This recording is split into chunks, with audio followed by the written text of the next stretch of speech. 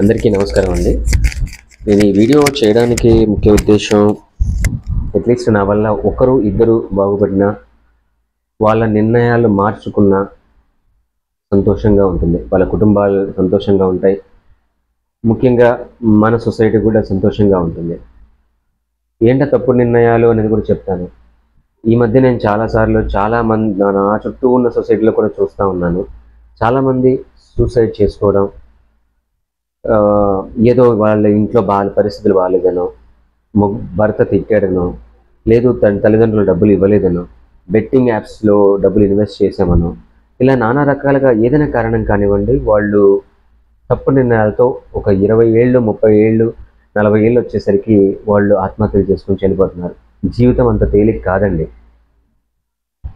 ఒక 20 ఏళ్ళ పర్సన్ చనిపోయారు ఆత్మహత్య చేసుకొని అంటే, వాళ్ళు చూడాల్సిన 70 ఏళ్ళ జీవితం అనేది వాళ్ళు వదులుకున్నట్టే.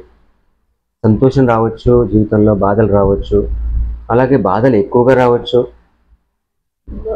లేదు మనం అనుకున్న ఏవైతే లైఫ్ ఎక్స్పెక్ట్ చేసామో లైఫ్ మనకు లేకపోయి ఉండొచ్చు. పిల్లలు కలగలేదనో, లేకపోతే పిల్లలు పుడితే నా జీవితం బాగుండదనో, లేకపోతే కట్టుకున్న భర్త బాగాలేడనో, లేకపోతే ఇంకోటో ఏదైనా కావచ్చు. లైఫ్ అనేది ఒక అడ్జస్ట్మెంట్. అది ఎలా అడ్జస్ట్ అవుతాము అనేది మన చేతుల్లోనే ఉంటుంది. కొన్ని సిచ్యువేషన్స్ వస్తాయి, ఇది మన కంట్రోల్లో ఉండవు. అరే మనం ఏం చేయలేకపోతున్నాం, నా జీవితం హ్యాపీగా ఉండే జీవితాన్ని నేను పెళ్లి చేసుకుని పాడు చేసుకున్నాను, లేదు నేను హ్యాపీగా ఉండాల్సిన జీవితాన్ని ఇలా బెట్టింగ్ యాప్స్లో నేను వెళ్ళి నా జీవితాన్ని పాడు చేసుకున్నాను, ఇంకా ఎలాంటి దారి లేదు, నాకు అప్పుల్లో కూరుకుపోయాను అని అయ్యుండొచ్చు. ఎన్ని బాధలైనా రానివ్వండి, దానికి ఎక్కడో ఒక సొల్యూషన్ దొరుకుతుంది. మీరు ఒంటరి కాదు. మీ చుట్టూ మీ బాధల్ని పంచుకోవడానికి మీ చుట్టూ మనుషులు ఉన్నారు. ఫస్ట్ మీరు ఐడెంటిఫై చేయండి. మీకు బాగా క్లోజెస్ట్ ఫ్రెండ్ ఎవరు, వాళ్ళతో టైం స్పెండ్ చేయండి. మీరు ఈ సోషల్ నెట్వర్క్స్లో ఉంటే వాటి వల్ల అతిగా ఉండడం వల్ల డిప్రెషన్స్ థాట్స్ వస్తాయి. డిప్రెషన్స్ ఎక్కువగా వెళ్ళిపోతాం. గేమ్స్లో ఎక్కువ ఇన్వాల్వ్ అవ్వడం, గేమ్స్లో ఎక్కువ టైమ్స్ లూజ్ అవ్వడం, ఈ ఆన్లైన్ బెట్టింగ్ యాప్స్ కావచ్చు, ఏవైనా కావచ్చండి. వీటి వల్ల ఏమవుతున్నాయి అంటే ఒకలాంటి డిప్రెషన్స్కి, ఏదైనా సరే అడిక్షన్ లెవెల్స్లోకి వెళ్ళామనంటే ఆ వస్తువు ఆ టైంలో మన దగ్గర లేదు అంటే డిప్రెషన్స్ వచ్చేస్తాయి. అది డబ్బు కావచ్చు, ప్రేమ కావచ్చు, గేమ్స్ కావచ్చు, ఏదైనా కానివ్వండి. అతిగా మనం కంప్లీట్గా దానికే మనం ఎడిక్ట్ అయిపోయాము అని అంటే అది మనలో ఒకలాంటి డిప్రెషన్ని తీసుకుని వస్తుంది. కాబట్టి ఎడిక్షన్ అవ్వకండి. మీరు వీడియో గేమ్స్ ఆడుతున్నారు, ఒక సర్టెన్ టైం లిమిట్ పెట్టుకోండి, ఒక 1 అవర్ 2 అవర్స్. లేదు మీరు సినిమా షూటింగ్స్లోకి వెళ్తున్నారు. ఈ మధ్య సినిమా కొంతమంది యాక్టర్స్ కూడా సూసైడ్ చేసుకొని చనిపోవడం జరిగింది. అందుకే ఈ పర్టికులర్ పాయింట్ చెప్తున్నాను. మనం అనుకున్న లగ్జరీ లైఫ్ కావచ్చు, మనం అనుకున్న లిబర్టీ కావచ్చు, పెళ్ళైన తర్వాత భర్త దగ్గర దొరకపోయి ఉండొచ్చు. ఎందుకంటే యాక్ట్రెస్ లైఫ్ వేరు. అండ్ ఇంకొకటి మెయిన్ ప్రాబ్లం ఏంటి అంటే, మనం సోషల్ సైట్స్లో ఎక్కువగా ఉండడం వల్ల, సినీ లైఫ్లో ఉండడం వల్ల, ఈ కార్పొరేట్ లైఫ్స్లో ఉండడం వల్ల అటెన్షన్ సీకింగ్ బాగా పెరిగిపోయింది. మనం ఎంతసేపు మనల్ని చూడాలి, మనం పెట్టే మెసేజ్ చదవాలి. ఒక చిన్న ఎగ్జాంపుల్, వాట్సాప్ స్టేటస్లో మనం పెడుతూ ఉంటాం. ఈ వాట్సాప్ స్టేటస్ పెట్టినప్పుడు స్టేటస్కి ఎన్ని లైక్స్ వచ్చాయని మనలో ఎంతమంది ఎన్నిసార్లు చూసారో చెప్పండి. అంటే ఎంతవరకు టెక్నాలజీని మన మైండ్ని డిప్రెషన్ థాట్స్లోకి తీసుకెళ్తుంది, ఎంతవరకు మనం డౌన్ అయిపోతున్నామో చూడండి.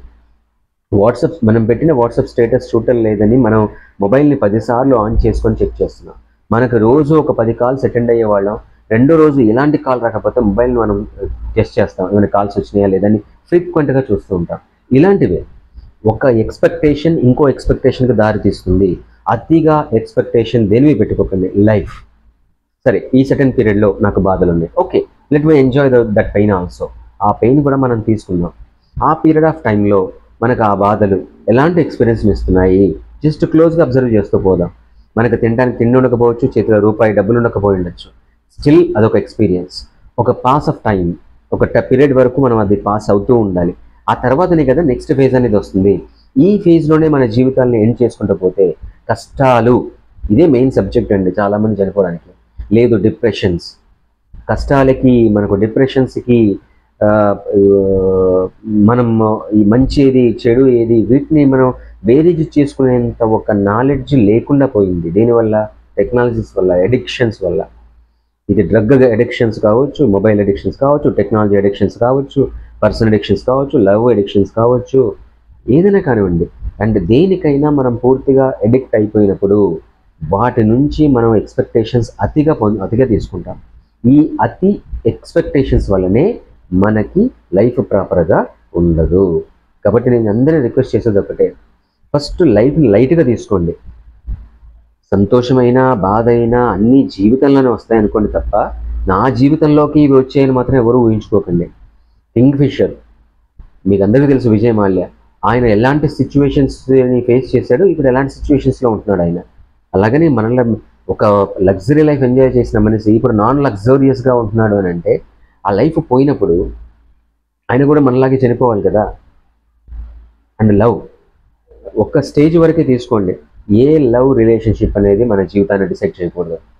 లైఫ్లో లవ్ ఉంటుందే తప్ప లవ్వే లైఫ్ ఎప్పటికీ కాదు. అలాగే మన కుటుంబంలో ఎన్నో గొడవలు వస్తాయి. ఎందుకనంటే ఇద్దరు పర్సన్స్, 4 ఫ్యామిలీ మెంబర్స్, ఇద్దరు భార్యాభర్తలు అవ్వాలి అని అంటే తాళి కట్టేస్తే భార్యాభర్తలు ఎప్పుడూ అవ్వరు.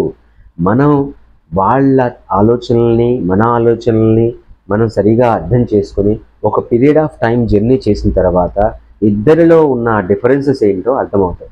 అప్పుడు కూర్చొని మాట్లాడుకొని ఆ డిఫరెన్సెస్ని తగ్గించుకునే ప్రయత్నం చేసి, లేదు ఎవరు మాట వినట్లేదు అంటే you have a next life. విడిపోమని నేను చెప్పడం ఉద్దేశం కాదు.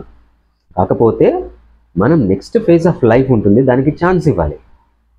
ఇప్పుడు మనం కట్టుకున్న భర్త కావచ్చు, భార్య కావచ్చు, వీళ్ళ నుంచి ఏదైనా మనకు అనుకున్నది పొందలేనప్పుడు, లేదు భర్త మీన్స్ తరపు వాళ్ళు కావచ్చు, భార్య తరపు వాళ్ళు కావచ్చు, వాళ్ళ ఎక్స్పెక్టేషన్స్ ఏదైనా మన దగ్గర పెట్టినప్పుడు అది అమికబుల్గా సొల్యూషన్ వస్తుందా లేదా చూసిన తర్వాత మనం ఒక నిర్ణయానికి రావాలి తప్ప ముందే గబగబా ఒక నిర్ణయానికి వచ్చేసి ఇది నా లైఫ్ నేను అనుకున్నట్టుగా లేదని చెప్పేసి ఒక నిర్ణయం తీసుకుంటే ఎవరు నష్టపోతున్నారు? పెళ్ళైన తర్వాత భర్త నష్టపోతాడు, భర్తకి ఏదన్నా అవుతే భార్య నష్టపోతుంది. భార్య తరపు భర్త తరపు వీళ్ళకు వచ్చే నష్టాల కన్నా వీళ్ళిద్దరు పడే నష్టాలే జీవితాంతం ఉంటాయి. బట్ మీరు చనిపోయాను అనుకుంటున్నారు, మీ తర్వాత ఫ్యామిలీ మెంబర్స్ ఎంతవరకు ఇబ్బంది పడతారనేది మీరు ఆలోచించుకోండి. లైఫ్లో ఏది పర్మనెంట్గా మనకు ఫేజెస్ ఉండవు. లైఫ్లో 2 ఫేజెస్ ఎప్పటికీ జరుగుతూ ఉంటాయి. సంతోషం బాధ ఇవి ఎప్పటికీ మనతో ట్రావెల్ అవుతూ ఉంటాయి. గుర్తుపెట్టుకోండి, ఎన్ని కష్టాలు వచ్చినా జీవితంలో మనకు జేబులో చిల్లి గవ్వ లేకపోయినా సరే మన జీవితాన్ని లీడ్ చేసి చూపించాలి. అప్పుడే కదా అరే నేను ఈ కష్టాలు పడ్డానని మీ లైఫ్ని ఒక కేస్ స్టడీగా చెప్పొచ్చు. మీ పిల్లలకి ఏం చెప్పుకుంటారు? 60 ఏళ్ల తర్వాత ఒక మెమరీ ఉండాలి, మీరు ఏ లైఫ్ని పాస్ చేసుకుంటూ వచ్చారు. మన పెద్దల్ని చూడండి, వాళ్ళు ఎన్నో కష్టాలు పడ్డారు.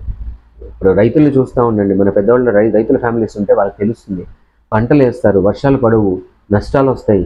ఆ నష్టాలను పూడ్చుకోవడానికి మళ్ళీ పంటలు వేస్తారు, మళ్ళీ నష్టాలు వస్తాయి.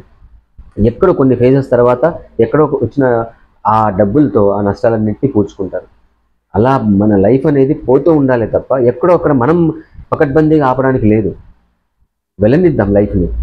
అరే 20 ఏళ్ళతో కొంప మునిగిపోయింది ఏముంది? 20 ఏళ్ళ మీద ఒకటే లైఫ్ వచ్చిందా? లేదు కదా.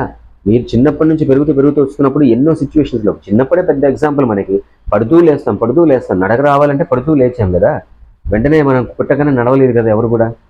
లైఫ్లో అంతే, పడతాం, దెబ్బలు తగులుతాయి, మళ్ళీ నేర్చుకుంటాం, మళ్ళీ మనం మూవ్ ఆన్ అవుతాం. వెహికల్ నేర్చుకున్నా అంతే, సైకిల్ నేర్చుకున్నా అంతే. మన జీవితంలో ఎన్నో ఫేజెస్లో ఎన్నో నేర్చుకునే ఒక 20 ఏళ్ళ సైకిల్కి వచ్చాం. 20 ఏళ్లలో మన బీటెక్ పాస్ అవ్వలేదు, మీన్స్ ఎడ్యుకేషన్ సరిగా అవ్వలేదు. Let it go. ఎడ్యుకేషన్ ఒక పేరు, మనకు 20 ఏళ్ళ వరకు మనకు కాన్ఫిడెన్స్ ఇచ్చిందా లేదా? ఇవ్వలేదు. Let start again. నెక్స్ట్ మీరు బిజినెస్ స్టార్ట్ చేసుకుంటారా? లేదు ఇంకేదైనా పని చేసుకుంటారా? చేసుకోండి. మనకు బతకడానికి ఎంత డబ్బులు కావాలో అది మనం సంపాదించుకోలేమా? అలాగే ప్రేమలో అంతే. ఒక ఫేజెస్లో ఒక మనిషి ఒక మాట అన్నాడు అని అంటే అతని పర్స్పెక్టివ్లో మనల్ని అనుండొచ్చు.